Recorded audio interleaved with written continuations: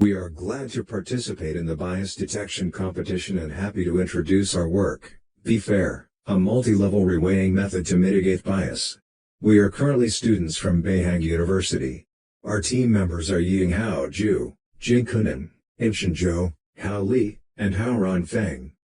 First of all, let's introduce the bias detection metrics we used, namely statistical parity difference, average odds difference, and equal opportunity difference.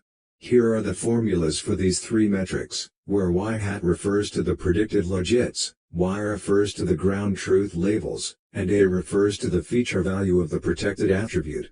We chose these metrics because our research indicated that they are widely used in previous studies and have a significant impact on detecting bias in data. In the bias detection process, we proposed an algorithm, adaptive thresholding. We noticed that as the threshold change, the model's predicted class may also change.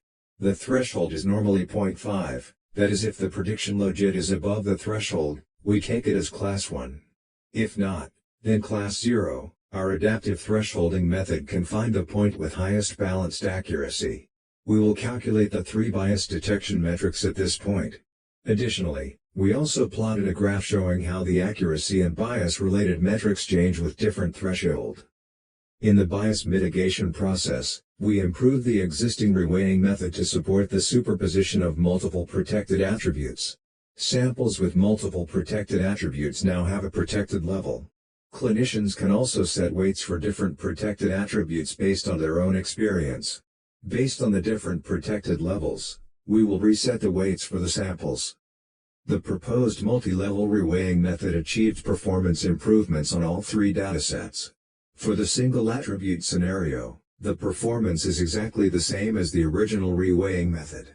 When it comes to multiple protected attributes, our method can significantly improve fairness, as these metrics are all much closer to 1 than before. Where the closer to 1, the better. Finally, our bias mitigation method will first perform multi-level reweighing for the input dataset. We then use this bias-mitigated dataset to train the model. The model can be all kinds of machine learning models or. We are showing the Jupyter Notebook script that tells how to use our proposed methods, correspond to two required Python file, on two datasets.